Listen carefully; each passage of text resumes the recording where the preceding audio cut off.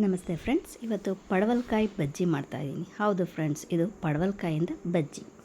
ಇದಕ್ಕೆ 1 ಕಪ್ ಕಡಲೆ ಹಿಟ್ಟು, 1/4 ಕಪ್ ರವೆ, ಖಾರಕ್ಕೆ ತಕ್ಕಷ್ಟು ಚಿಲ್ಲಿ ಪೌಡರ್ ಅಥವಾ 1 ಸ್ಪೂನ್ ಚಿಲ್ಲಿ ಪೌಡರು, ಉಪ್ಪು ರುಚಿಗೆ ತಕ್ಕಷ್ಟು ಅಥವಾ 1 ಸ್ಪೂನು, ಓಂ ಕಾಳು ಅಥವಾ ಅಜ್ವೈನ್ ಅಂತ ಅದನ್ನು 1/4 ಸ್ಪೂನು, ಕರಿಬೇವನ್ನ ಸಣ್ಣದಾಗಿ ಕಟ್ ಮಾಡಿ ಹಾಕ್ಕೊಂಡಿದ್ದೀನಿ, ಕೊತ್ತಂಬರಿ ಸೊಪ್ಪು ಮತ್ತು ಸೋಡಾ ಚಿಟಿಕೆಯಷ್ಟು ಇಷ್ಟನ್ನು ಹಾಕ್ಬಿಟ್ಟು ಕೈಯಿಂದ ಚೆನ್ನಾಗಿ ಮಿಕ್ಸ್ ಮಾಡ್ಕೊಳ್ತಾ ಇದ್ದೀನಿ.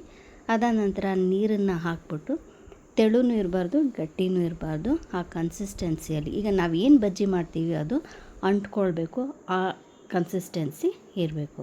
ಇದಾದಮೇಲೆ ಒಂದು 5-10 ನಿಮಿಷದವರೆಗೂ ನೆನೆಯೋದಕ್ಕೆ ಬಿಡಬೇಕು. ಆವಾಗ ಇನ್ನೂ ಕನ್ಸಿಸ್ಟೆನ್ಸಿ ಚೆನ್ನಾಗಿ ಬರುತ್ತೆ, ಬನಿ ಬಂದಿರೋ ರೀತಿಯಲ್ಲಿ ಚೆನ್ನಾಗಿರುತ್ತೆ.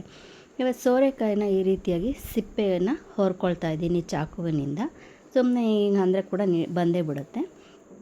ತೊಳೆದ್ಬಿಟ್ಟು ಇದರ ಎಡ್ಜಸ್ಸನ್ನು ಕೊನೆ ತುದಿಗಳನ್ನು ಕಟ್ ಮಾಡ್ಕೊಳ್ತಾ ಇದ್ದೀನಿ. ಇದನ್ನು 4 ಭಾಗವಾಗಿ ಕಟ್ ಮಾಡ್ಕೊಳ್ತಾ ಇದ್ದೀನಿ. 4 ಭಾಗ ಕಟ್ ಮಾಡ್ಕೊಂಡ ನಂತರ ಒಳಗಡೆ ಇರುವಂತಹ ತಿರುಳನ್ನು ತೆಗೆದ್ಬಿಡ್ತಾ ಇದ್ದೀನಿ. ಇದೆಲ್ಲ ತಿರುಳನ್ನು ತೆಗೆದ್ಬಿಟ್ಟ ನಂತರ ಉದ್ದುದ್ದಕ್ಕೆ ಕಟ್ ಮಾಡ್ಕೊಳ್ತಾ ಇದ್ದೀನಿ.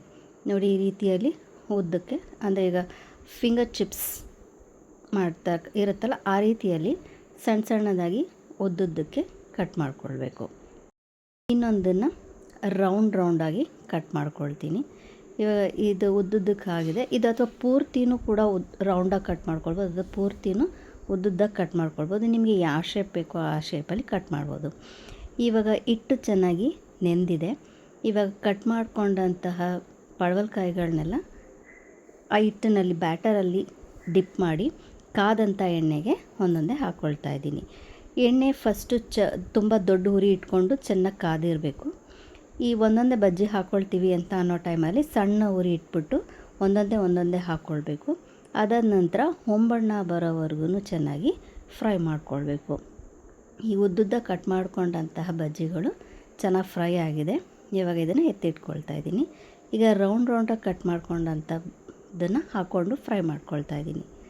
ಫ್ರೆಂಡ್ಸ್, ಈ ಬಜ್ಜಿ ಕೂಡ ತುಂಬ ಚೆನ್ನಾಗಿರುತ್ತೆ, ಟೇಸ್ಟಾಗಿರುತ್ತೆ. ಒಂದು ಸರಿ ಟ್ರೈ ಮಾಡಿ ಫ್ರೆಂಡ್ಸ್. ಇದೆಲ್ಲ ಬಜ್ಜಿ ಎಲ್ಲ ಆದಮೇಲೆ ಇದಕ್ಕೆ ಮೇಲ್ಗಡೆ ಸ್ವಲ್ಪ ಚಾಟ್ ಮಸಾಲಾನ ಸ್ಪ್ರಿಂಕಲ್ ಮಾಡಿದ್ರೆ ಚೆನ್ನಾಗಿರುತ್ತೆ ಫ್ರೆಂಡ್ಸ್. ಈಗ ಬಜ್ಜಿ ರೆಡಿಯಾಗಿದೆ ಫ್ರೆಂಡ್ಸ್. ಈ ಚಾನಲ್ ಸಬ್ಸ್ಕ್ರೈಬ್ ಮಾಡಿ, ಲೈಕ್ ಮಾಡಿ. Thanks for watching friends.